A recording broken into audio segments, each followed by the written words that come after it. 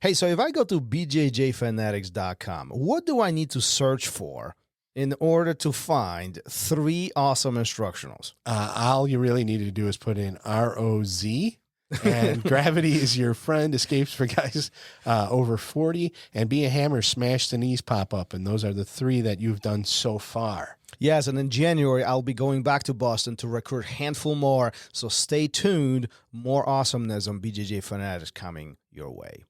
We have all had that situation where after class is when we want to ask a question.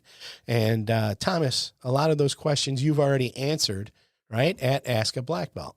Yeah, it's another podcast that I'm running. It's on podcast, all podcast platforms, plus on YouTube. You can find it anywhere. Just search for my name. Search for Ask a Black Belt. At this point, over 100 episodes, different questions, jiu-jitsu, life-related, but something that everybody comes across, and often these questions sink in our mind, but we don't ask for whatever reason. So if that benefits you, go there, listen. It actually might help your jiu-jitsu, might help your life as well. And if you have any questions, find me on Instagram and drop me a line. I'll be happy to answer your question and mention your name during the episode.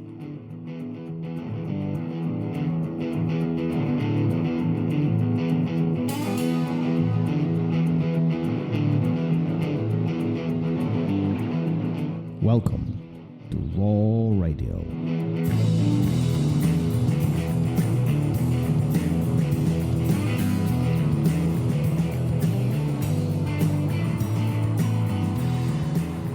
And we're live. Go.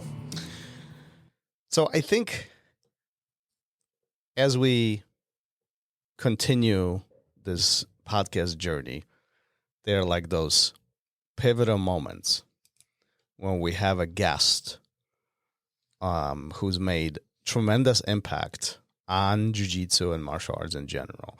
But then also, in addition to that, the conversation, it just kind of clicks. It's like, I don't know, it syncs with me personally. Mm-hmm. This was one of those. It was a good one. It was. He's Roy Harris, if you don't know, has been around for a really, really long time. Been teaching jiu-jitsu, but he's studied over 27 martial over 20, arts. Yeah.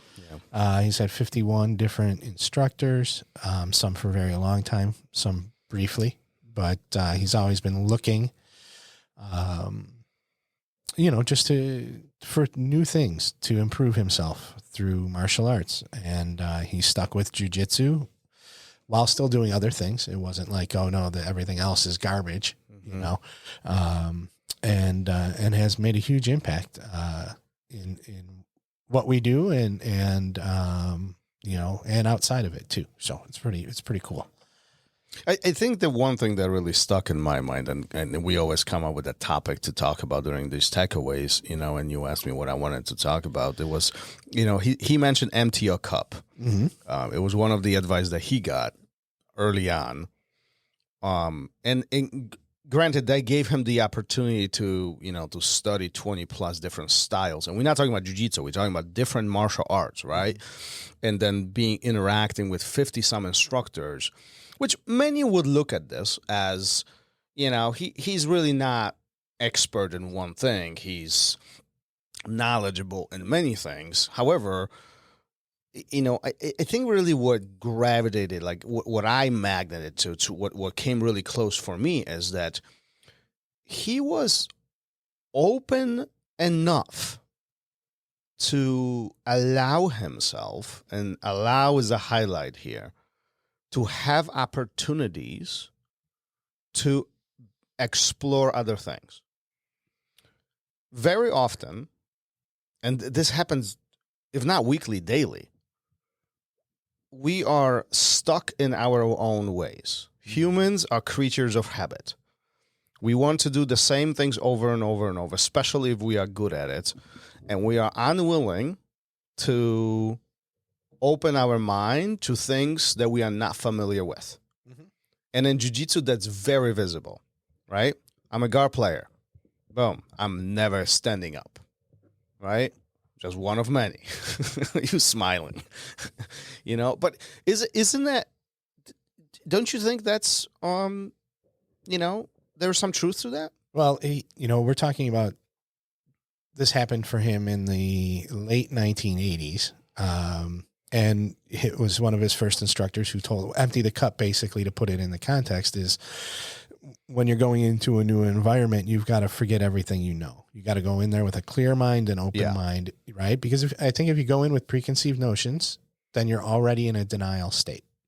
You're already saying, you're going to be finding reasons and excuses as to why this new thing isn't for you, right? Or isn't as good as whatever you've been doing in the past. Yeah, for sure. So I think that, in jiu-jitsu, in life, and a lot of different other things, we often, for those reasons you stated, go into things with our preconceived notions of, so instead of looking for something new, we're looking for the answers that will reinforce what we already believe, and unfortunately, I think then what happens is you get stuck in a rut. You don't learn anything new. You're not open to new things. And what's really bad is that facts and truth don't get in either, because you've built up these walls, these preconceived notions. So then the things that can help you, that can be beneficial, that can change the way you think and the way you move and the way you see things, those don't get in either. No, right? So it's people call it, I have a bullshit filter. Yeah. Well, so if that filter is really thick, you're not going to get anything else either, right? And I think that's super detrimental. Yeah, and this is where we get in the positions like, this doesn't work for me. This, I don't do that stuff. My legs are too short, my shoulders are too wide. My head is too heavy, and whatever the hell it is.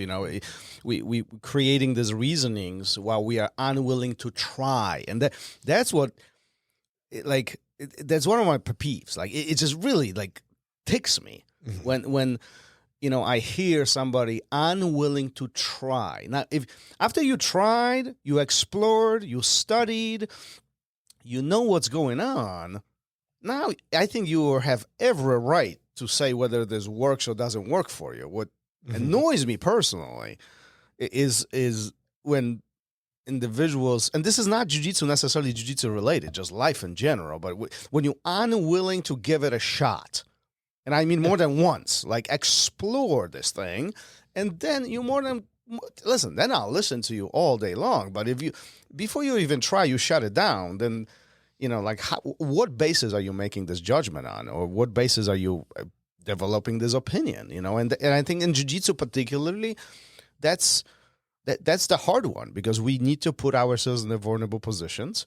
And if we do something well, right? If we do some subset or some system very well, it's very difficult to put ourselves in a vulnerable spots and in a way start over.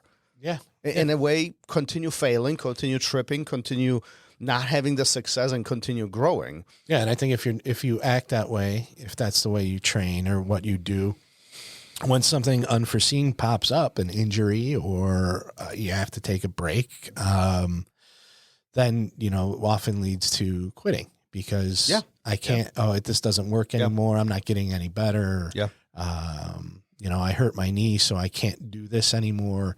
And it's always about how you think and your outlook, more than the physicality of it. And, so, that empty the cup, leave your ego at the door. Yeah. It's all the same thing. You just have to be open to new ideas and interpretations. And while we're talking about this, I want to give shout out to Pete K, the wrestling coach. Coach K. Coach K. I'm not shouting out to Coach. I heard you had an interaction with Coach K this Sunday. It was a couple weeks ago. I'm still crying about it. But I think this is and I hope Pete doesn't mind me dropping names here, but what a phenomenal approach to life. Pete has coached wrestling for many years. He has, a certain level of success behind him, and he's good at it. And he, some time ago, he puts himself in a vulnerable position to step on jiu-jitsu mat. And I think there's no question that he can, manhandle a lot of the guys on the mat here. But yeah, that's not what Pete does. Pete really tries to study and understand. Well, he manhandles you, but I'm not the only one. but he's really trying to study. And like I had some conversations with him, and he's like, no, don't give me the easy way. Don't I want to learn. I want to understand why I have to do things differently, even though I know the same thing, just in wrestling is slightly different, slightly modified. This is different approach here, right? Why jiu-jitsu looks at it differently, right? Why there's different perspective. And often all boils down to rules of engagement, two different sports, two different goals, and so on, right? But that's like a beautiful part. Like talk about emptying your cup. He has, I don't even know how many years of established wrestling experience, and he's coming into a brand new environment when he says, I don't want to wrestle here. I want to do jiu-jitsu, and I'm going to empty the whole thing, and I'm going to really listen to you, and I'm going to, explore, troubleshoot, figure it out. And, not only a great leader in my mind, but also a phenomenal student. And we have, a shout out should go to all wrestlers, because I think there is a point of, I know, I'm going against the grain here. We just lost all of the jiu-jitsu listeners. Shout out to all the wrestlers. But listen, I think it does take, and it's vice versa too. Like, I think if jiu-jitsu guy goes into a wrestling room, the shout out should go to them. Like, listen, it takes balls to cross between those two. And the same thing goes with jiu-jitsu and judo. Like, any jiu-jitsu player stepping onto judo mat, I mean, listen, they got balls. Like, you got to empty your entire cup. you got to not pull guard. You got it right. I mean, like, putting yourself in these vulnerable positions really allows you to, learn something new. But that's hard, because you no longer know what you knew. Well, yeah, like Travis Stevens talked about when he went, he was injured. He was like, I got to keep training. Well, I can't train standing up. I need to train on the ground. Yep. So he starts jiu-jitsu and decides that very early on, I'm not going to do judo here at this, and I'm not going to wrestle here. If I'm on the wrestling mat, I'm wrestling. I'm not doing judo and jiu-jitsu. If I'm, doing judo, well, then the wrestling goes out the window. When he's learning, when he's developing, right? Yeah. And then, you can bleed things over at some point. But he always has to clear his mind in order to receive that information. Because like we said earlier, otherwise, you're blocking it out. You're putting up walls before it even gets there, right? Because, then I could just do this, or I could just do that. Yeah. Well, maybe that's true, but maybe it's not, and you're not, the only way you're going to know is to fully receive the information, being able to apply it. And then, And I think some of that could be even happening within jiu-jitsu itself. Like we up to this point, we're talking about changing sports or changing intent completely, right? But within jiu-jitsu, it could be very applicable too. Like, we're working on, I don't know, you're working on a butterfly guard, and it's like, but I can do 50 other things. Sure, 100% you can, but that's irrelevant to the topic we are discussing. Right? If you want to learn butterfly guard, you need to put yourself in a butterfly position, and you need to use the hook. You need to off balance. You need to remove the pillars and all the other things in order for that to happen. So you need to put yourself in the vulnerable positions in order for you to explore, in order for you to learn, in order for you to troubleshoot, in order for you to essentially fail, and then as a result of it, make adjustments to get better. 100%. That's hard. You don't talk much today. You feeling okay? I'm fine. It is very hard. It's because we're talking about jiu-jitsu. But in anything you're doing, in order to get better, you need to put yourself in a bad spot. Chris Howder talks about, always be on top. Well, you can't always be on top, and in order to get there, you're going to have to spend some time on the bottom, because you're just going to be put there. How do you get to top? Well, you need to learn how to do all those things to reverse the situation, and without emptying the cup and putting yourself down there and letting somebody get a dominant position, when it does happen for real, you're not going to know what to do. You know, you're not going to have the skill set. And I think it's very important to be able to, that's how you develop new skill sets. You don't take the baggage and all the stuff you already have with you to this new environment. You know, so many times in past careers, it's like, well, we didn't do that at my old job. Okay. But you're going to do it here. Welcome. Welcome to the new place. Right. But you do it here. And I'll be willing to, once you learn, we can't change the system for you. Mm-hmm. Once you learn the system, I'm open to recommendations. Or if you say it, you know, hey, wouldn't it work better? This is the way we used to do it. Mm-hmm. You know, yeah, for sure. Let's incorporate it. I think what's mind blowing about conversation like that, what you just mentioned, you know, we don't do this over there, blah, blah, blah, is that sometimes the new way is actually more effective, more efficient, better, you know, generates better results. Mm-hmm. But we just simply are unwilling and not unable, unwilling to put ourselves in that vulnerable position and listen, just simply listen and explore. Yeah. Yeah. I mean, we were training at one of my old jobs, new software, and a guy got up and was like, I don't need to know this for his position. I don't need to know this. And he got up and he walked out of the training session. He did need to know it, you know, not every aspect of it, but he needed to know this software system in order to do his job. How long do you think he lasted after that? Not very long at all.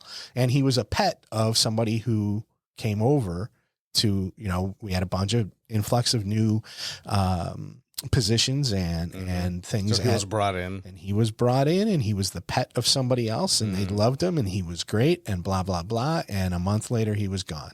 Right. He was wonderful over there. He was a star over there. And he could have possibly been one somewhere else had he been a little more open-minded, you know, and he was gone. And like I said, I mean, it was a very short window of him being there. So, do you think that could be one of the main reasons why people don't continue jiu-jitsu?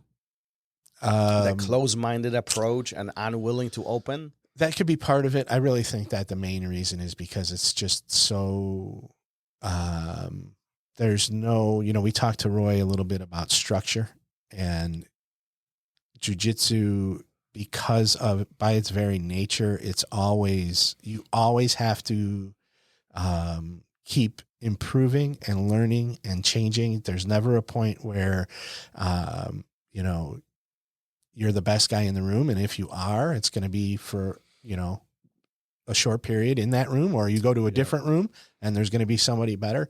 So I think it's very, it's hard for people who are looking to get good at something,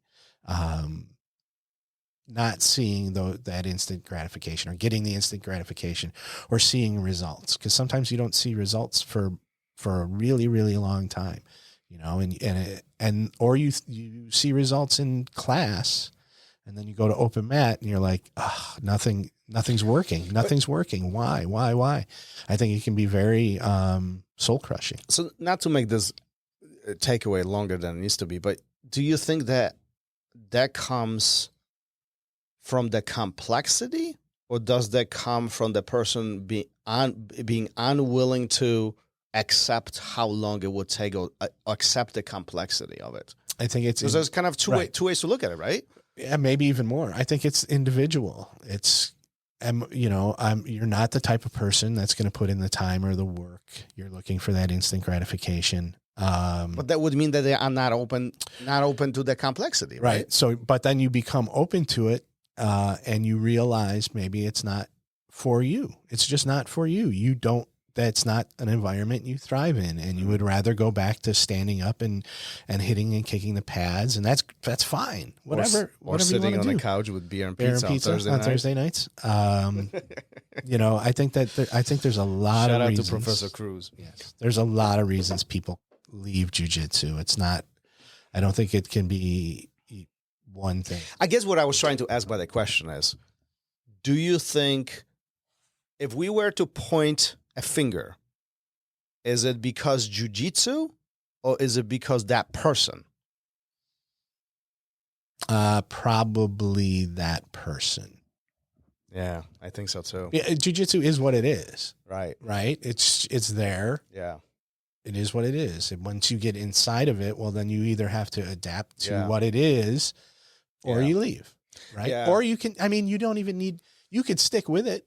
You could stay there and try and adapt, and it's not working for whatever reasons, but you stay and you get a little bit better and Yeah. you enjoy it and you enjoy all the other aspects that it brings to your life. Yeah. You don't have to be the best guy in the room. If you don't, if you're, it's hard for people to accept that, but if you can accept that, well, then you can find something in there that is beneficial to you. You know, it's very hard to I think if you sat down everybody in the room and said, can you accept never being the best at this? You're going to get a lot of people that are going to want to get up and walk out, because that's a hard thing to accept, that you'll never beat everybody in the room. Your technique will never be better than everybody's in the room. The knowledge you have might not be better than everybody else's in the room. But what are you looking to get out of it? If you're looking to be the best, you're going to have a hard road. Yeah. You know, if you're looking to enjoy it, there's a lot to enjoy. I agree. Another great episode. What a great start to this year. Yeah, Roy's awesome. Yeah. That was fun. If you haven't listened to Roy Harris, please do. And then, you know what? In a similar philosophy, I encourage you to dig into our archives and pull up Roy Dean. Yeah. That's one of his top students. And you know, a lot of the philosophy bleeds over. What a great story. You know, I encourage you to listen to both of the episodes. And why don't you listen to all of the episodes? They're all amazing. There's a couple stinkers in there. I won't mention any names. All right, let's wrap this up. All right, peace. Later. Thank you for listening to Raw Radio. If you enjoyed the show, don't forget to leave us a review and help us make the show even more amazing. For future episodes, check out our website and follow us on all major podcast platforms. Take care.